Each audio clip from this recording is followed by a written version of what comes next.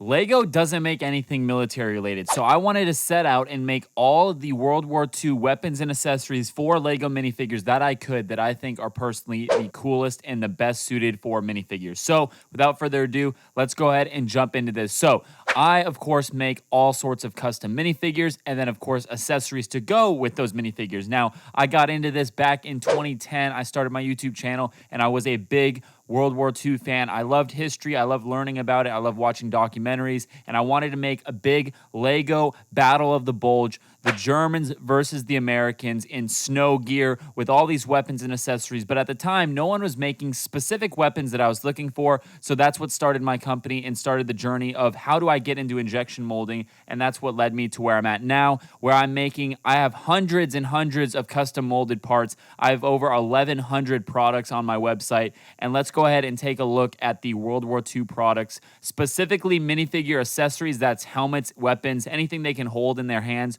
or put on their body. Let's go ahead and take a look at those. So first things first, let's go ahead and look at helmets. This was a big deal for me because obviously when you're making minifigures, you got to get helmets because not everyone's just running around with hair or, crazy parts on their head. So we needed German Stahlhelms, American M1 pot helmets, British Brody helmets, and then, of course, the Japanese T90 helmets. So those are the 4 World War II helmets that I make. These are injection molded in ABS plastic. That's the same plastic that Lego uses for their bricks and pieces. And then I make these literally in-house in Washington State. And so that's what's so cool about it. I've got everything here in Washington State. I don't outsource. I don't make things in China. It's all made right here in the U.S. So taking a look at the German Stahlhelm first, probably one of my favorites. Everybody seems to love the technology of the Germans back during World War II, very ahead of their time. Love the Stahlhelm. I offer these in a bunch of different colors. Probably the most popular would be either gunmetal, dark gray, or of course we've got the tan, dark tan. I've got a couple other colors that you can go with, like your Africa Corps or your Wehrmacht, or all sorts of different, factions like that. So we got the German Stahlhelm. Then, of course, we had to have the M1 pot helmet. Of course, myself being an American, I've got to have a bunch of cool American troops. So this one actually has a custom molded, like the actual leather strap on the front of the brim of the helmet. So that's a cool detail that I've never seen any other custom company do. So that's actually molded onto the part. And of course, I have to make these in olive drab green. That's really the only popular and accurate color. Another couple colors that I did was I did a blue version of it, and I'm going to be I'm going to be printing like the UN logo and like the military police logo and stuff like that. So those are in the works, just letting you guys know. But yeah, olive drab green is really the only accurate color. You could maybe argue that gunmetal or olive green would be also somewhat accurate, but it's really olive drab green is the most accurate for that. Then going on to the Brody helmets, got to have some British troops. And so these I offer in, like I said, all the same colors, but mainly dark tan and tan for these ones. And then I guess you could also argue that maybe a olive drab green would actually be pretty accurate for especially World War I. And that's the nice thing about these Brody helmets is it's so universal. You can use it for World War I troops, and you can use it for World War II British. And you can also use it for World War I Americans as well. Same with the Stahlhelm. It was introduced, late into the First World War, but it was still saw action. So it's kind of nice that these helmets kind of, work for 2 of the major conflicts in the past. So we've got those. And then, of course, we have the Japanese T90 helmet. This is very much a World War II Pacific helmet. Everyone knows this iconic look to it. And I plan to do some more printed versions in the future. And, of course, offering this in tan and dark tan, really the only colors you ever saw them in. Maybe an olive green if they had some leaf camo printed, but those are the main helmets right there. All right, next up, we have to take a look at some of the weapons that I make for minifigures. So those were the helmets. Now let's take a look at the weapons. We've got the MG42, probably one of my favorite German machine guns of all time. I think everyone can say that it is one of the coolest weapons out there. So I've got the MG42. I offer these in black and gunmetal. What's really cool about these is it does have a removable drum mag and a removable bipod. So you can actually prop the little bipod up, have a German machine gunner, behind some cover or laying prone with the bipod. Very cool little feature. So it's 3 parts. I think I sell them for $2 or $3 on my website. And then I also have the MG34, which is a different earlier version, lighter weight, cheaper to produce. Those are all the iconic things that the history people will probably talk about in the comments down below. So we've got those. And I also have the Panzer Lauf, which is more of a tank version of these two. So from my understanding, the MG42 was too expensive to make, and then they went to the MG34, and then the MG34 and the Panzerlauf were basically the two tank versions that were, seen on Tiger tanks and Panther tanks and stuff like that. So I also made that. No one's really made that in the community, and so I thought it was pretty cool that I finally, went around and tapped into that market. It's got a really cool like double trigger. It's very interesting looking. Another cool item that I wanted to do was a couple different of the Panzerfaust. So I've got 4 different versions. You can see them all here. We've got everything from the smallest one to the largest one. The sights flipped up or flipped down. Couple different versions. These are all available in tan, and I do plan to make these in maybe gunmetal, but tan is the most accurate color for these.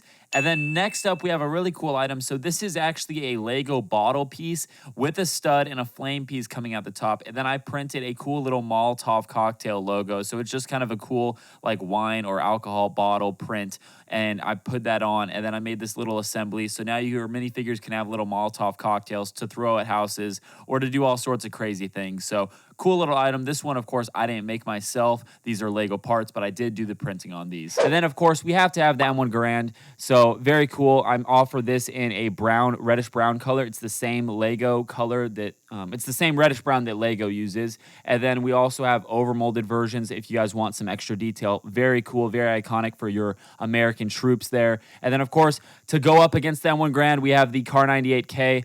Once again, very iconic, classic bolt-action rifle.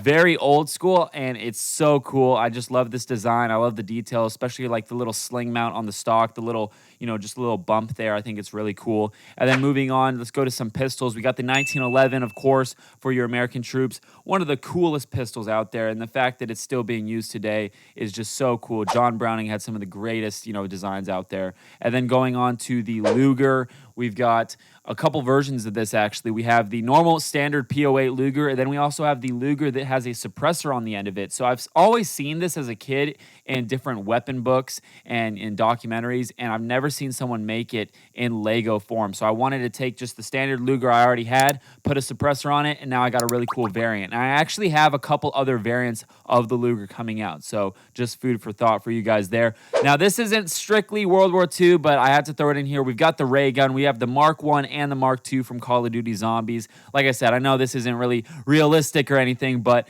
of course, if you guys played Call of Duty Zombies, you guys got to know about the ray gun. So I did make these, I think, last Black Friday, so it's somewhat recent, but these turned out amazing. One of my most popular items to date, and I think we nailed the design. You can get these in all red, and I plan to do some overmolded versions in the future.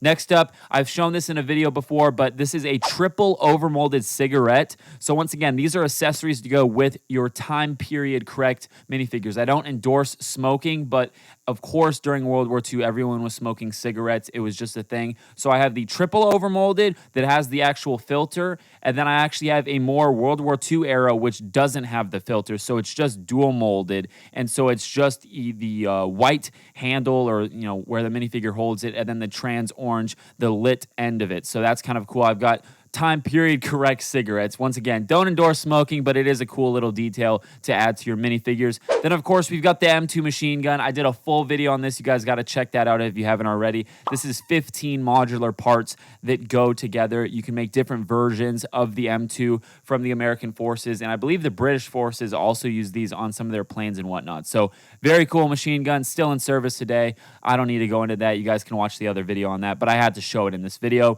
Then, of course, we got the German stick grenade, probably one of the most famous looking grenades. Everyone knows what this is, or the potato masher. I offer these in a solid color, and then I also offer these in a dual molded, over molded, and I think they look really good, especially the silver and brown handle or the gunmetal and brown handle. The two-tone look looks amazing. I designed this myself years ago, and it's such a simple design, but everybody knows what it is when they look at it. Then let's go on to something simple. We got just a classic revolver. This is kind of meant to be a universal revolver, a .357, but also could be used as a World War II revolver, let's say for the British forces.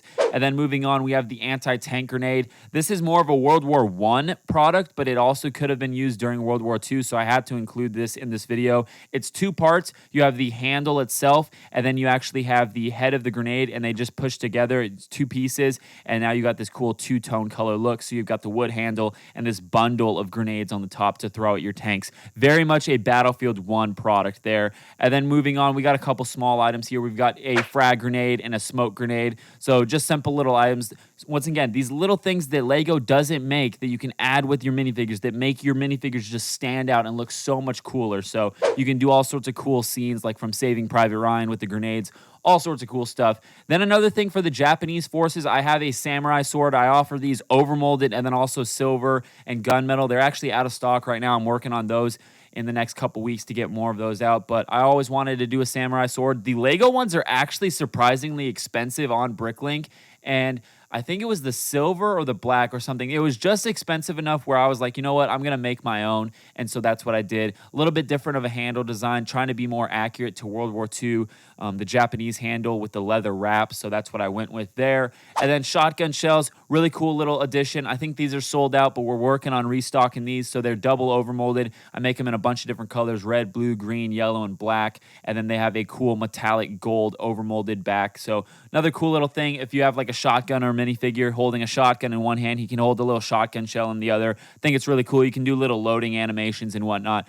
Very cool. Another thing for the American forces, if they were visiting, let's say Japan or all the Pacific, we have a machete. So they're just a very simple little item, but once again, very cool. Gonna move on from that. We have the Arasaka, once again, Japanese rifle. This is a very old design, but you guys keep buying it, so I'm gonna keep making them. So they're a really cool, simple design, bolt action rifle. I offer these just in reddish brown and black. Might do an overmolded at one point, but you never know. And maybe a version with the bayonet would be pretty cool. And then going on to the shotguns, got a couple shotguns.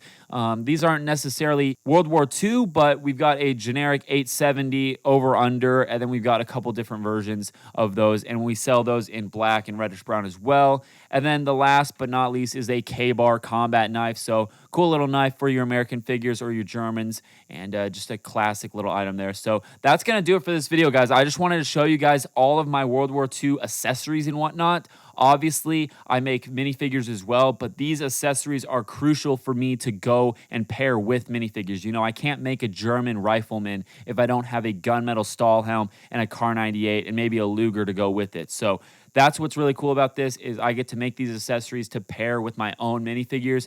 Like I said, Americans, I have all the M1 Grands, 1911s now, all that stuff. So I'm trying to make as much as I can between all the different themes. We got Star Wars, we got military, we got modern military, we got sci-fi. There's all sorts of themes and stuff I'm trying to do. I've got over probably a couple hundred molded accessories, like I mentioned, and I'm trying to push on all fronts. So I'm trying to do a little bit of World War II, a little bit of Vietnam, a little bit of modern military, a little bit of Star Wars, trying to do a little bit of everything, but it does take a lot of time. So I appreciate all the patience for new products coming out. I've got a big drop coming up in around late April, so just look out for that. But I hope you guys enjoyed something. I hope you guys saw something that you've never seen before, and all this stuff you can get on my website, link in the description. It's just BrickTactical.com, and you guys can support me directly. This is literally my full-time job, so I would greatly appreciate it, and I will see you guys in another video. Peace out.